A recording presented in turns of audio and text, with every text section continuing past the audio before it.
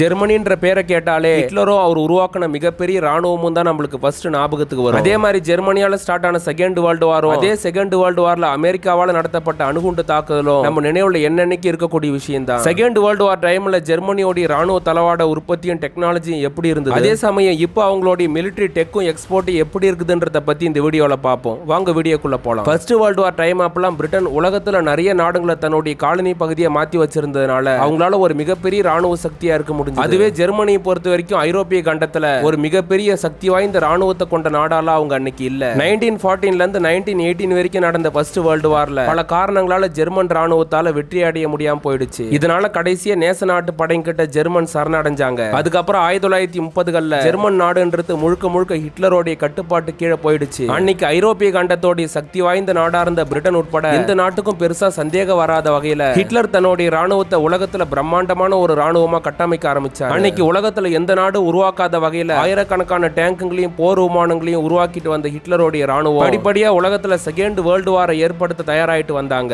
1940ஸ்லயே அந்த காலத்திலே ஆயிரக்கணக்கான விஞ்ஞானிகளை தன்னுடைய கட்டுப்பாட்டு கீழே வச்சிருந்த ஹிட்லர் போர்ல வெற்றி அடையறதுக்கு ஏதுவா நாட்டோடைய முப்படைகளுக்கு தேவையான பல டிஃபரெண்டான வெப்பன்ஸை உருவாக்குறதுக்கான ஆராய்ச்சியில தீவிரமா ஈடுபட வச்சாரு. தன்னுடைய ராணுவத்தை வச்சு ஐரோப்பிய கண்டத்துல இருக்கக்கூடிய பல நாடுகளையும் அதே நேரம் அன்னைக்கு உலகத்துல மிகப்பெரிய நிலப்பரப்பு வச்சிருந்த நாடான சோவியத் ரஷ்யாவையும் கைப்பற்றணும்ன்றது ஹிட்லரோடைய முக்கியமான நோக்கமா இருந்தது. இதுக்காக முதல் கட்டமா 1939ல பக்கத்துல இருக்கக்கூடிய நாடான போலாந்து மேல தன்னுடைய ராணுவத்தை வச்சு மிகப்பெரிய அளவுல போர் தொடுத்த ஹிட்லர் பிரிட்டன் சோவியத் ரஷ்யால எதிர்பார்க்காத வகையில போலாந்து நாட்டை முழுசா தன்னுடைய கட்டுப்பாட்டு கீழே கொண்டு வந்தாரு. ஹிட்லரோட இந்த நடவடிக்கைக்கு கடுமையா எதிர்ப்பு தெரிவிச்ச அமெரிக்கா உட்பட பல நாடுங்க ஜெர்மன் மேல அதிகாரப்பூர்வமா போர் தொடுக்கிறத அறிவிச்சாங்க. அந்த நிமிஷத்துக்கு அப்புறம் அச்சு நாடுங்க நேச நாடுங்கன்னு உலகத்துல இருக்கிற நாடுங்கெல்லாம் ரெண்டு அணியா பிரிஞ்சு செகண்ட் வேர்ல்டு வார் இந்த உலகத்துல தொடங்கி வச்சாங்க. செகண்ட் வேர்ல்டு வார் ஸ்டார்ட் ஆனதுல இருந்தே ஜெர்மன் முழுக்க இருக்கக்கூடிய ராணுவ தளவாடங்களை உற்பத்தி பண்ணக்கூடிய பல தொழிற்சாலைகளை 24 மணி நேரமும் செயல்பட வச்ச ஹிட்லருடைய ராணுவம் அதிகப்படியான அவுட்புட்டை கொண்டு வந்துகிட்டே இருந்தாங்க. ஜெர்மன் சயின்டிஸ்டுங்க ஆர்ம்டு போர்சஸ்க்கு தேவையான பல அட்வான்ஸ்டு வெப்பன்ஸை தொடர்ந்து அதிகப்படியா உருவாக்கிட்டே வந்ததுனால செகண்ட் வேர்ல்டு வார்ல ஜெர்மன் ராணுவத்தால ரொம்ப வேகமாவே செயல்பட முடிஞ்சது. வேர்ல்டு வார் அப்ப அமெரிக்கா, பிரிட்டன், சோவியத் ரஷ்யா உட்பட பல நாடுங்க ஜெர்மன் ராணுவத்தை கொஞ்சம் ஆச்சரியத்தோட பார்த்த முக்கியமான விஷயம் என்ன, எப்படி ஜெர்மன் ராணுவத்தால ஆர்ம்டு போர்சஸ்க்கு தேவையான வெப்பன்ஸ் அதிகப்படியா உருவாக்க முடியுதுன்றதான் இருந்தது. ஜெர்மன் ராணுவத்தால பிரான்ஸ் உட்பட பல ஐரோப்பிய நாடுகளை ஈஸியா கைப்பற்றிட்டே போக முடிஞ்சாலும் சோவியத் ரஷ்யாவுக்கு எதிராக ஆபரேஷன் பார்பரோசான்ற பேர்ல நடத்தின போர்ல மட்டும் ஆரம்பத்துல ஜெர்மன் ராணுவம் வேகமா முன்னேறிக்கிட்டே போனாலும் அதுக்கப்புறம் கொஞ்சம் கொஞ்சமா அவங்க வீக் ஆக ஆரம்பிச்சாங்க. ஒரு கட்டத்துல சோவியத் ரஷ்யாவுடைய கடுமையான பணியால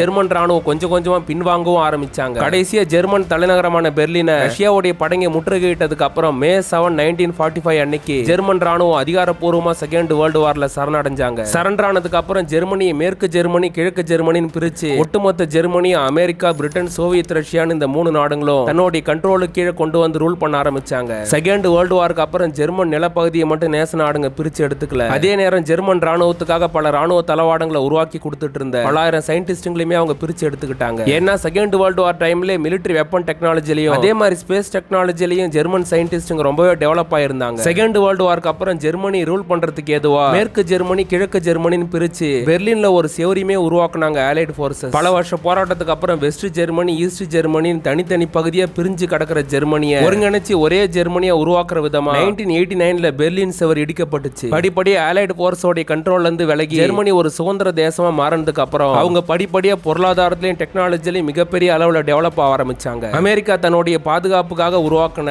மிகப்பெரிய ராணுவ கூட்டமைப்பான நேட்டோவிலையும் ஜெர்மனி ஒரு உறுப்பினரா இருக்காங்க. 2000 ஆண்டுக்கு அப்புறம் அமெரிக்கா, ரஷ்யா, பிரான்ஸ்க்கு அடுத்தபடியா ஆர்ம்டு போர்ஸோட டெக்னாலஜில மிகப்பெரிய டெவலப்மெண்ட் ஜெர்மனி பண்ணிட்டு வராங்க. மிகப்பெரிய அளவுல மேனுஃபேக்சரிங் யூனிட்ஸ் வச்சிருக்கக்கூடிய ஜெர்மனி முப்படைகளுக்கு தேவையான பலவிதமான ராணுவ தளவாடங்களை உற்பத்தி பண்ணக்கூடிய மிகப்பெரிய ராணுவ தளவாட உற்பத்தி நாடாவும் இருக்காங்க. உக்ரைன் ரஷ்யா போர்ல உக்ரைனுக்கு ஆதரவா நேட்டோ கூட்டமைப்பு பண்ணிட்டு வர ஆயுத உதவிகள்ல நேட்டோ நாடுகள்ல உக்ரைனுக்கு அதிகப்படியான ராணுவ தளவாடங்களை கொடுத்து உதவக்கூடிய நாடாவும் ஜெர்மனி இருக்காங்க. உலகத்துல அதிகப்படியான ராணுவ தளவாடங்களை உற்பத்தி பண்ணி ஏற்றுமதி பண்ணக்கூடிய நாடுகள்ல ரொம்ப முக்கியமான இடத்துல இருக்கக்கூடிய நாடுங்க அமெரிக்கா, ரஷ்யா, அதுக்கப்புறம் பிரான்ஸ், இந்த மூணு நாடுகளும் தான் இருக்காங்க. இந்த நாடுகளுக்கு அடுத்தபடி ஆர்ம்டு போர்சஸ்க்கு தேவையான பல அட்வான்ஸ்டு வெப்பன்ஸை உருவாக்கக்கூடிய முக்கியமான இடத்துல ஜெர்மனி இருக்காங்க. கடந்த 2023ல மட்டும் 1.2 பில்லியன் யூரோ மதிப்புள்ள ராணுவ தளவாடங்களை உற்பத்தி பண்ணி மற்ற நாடுகளுக்கு ஏற்றுமதி பண்ணிருக்காங்க ஜெர்மனி. ஐரோப்பிய யூனியன்ல இருக்கக்கூடிய நாடுகள்ல பிரான்ஸுக்கு அடுத்தபடியா ஒரு சக்தி வாய்ந்த மிலிட்டரியை வச்சிருக்கக்கூடிய முக்கியமான நாடா ஜெர்மனி இருக்காங்க. கடந்த 2022-23 ஒப்பிட போகும்போது அவங்க தன்னுடைய ராணுவத்துக்காக செலவு பண்ணக்கூடிய தொகையுமே அதிகமாக்கி இருக்காங்க. எதிர்வர காலத்துல ஐரோப்பிய யூனியன்ல இருக்கக்கூடிய சக்தி வாய்ந்த நாடான பிரான்ஸ் பிரான்ஸையும் மிஞ்சி ராணுவ தளவாட உற்பத்தியிலையும் அதே மாதிரி ராணுவ பலத்திலையுமே ஜெர்மனி மிகப்பெரிய வளர்ச்சி அடைவாங்கன்னு டிஃபென்ஸ் எக்ஸ்பர்ட்டுங்க கணிச்சிருக்காங்க.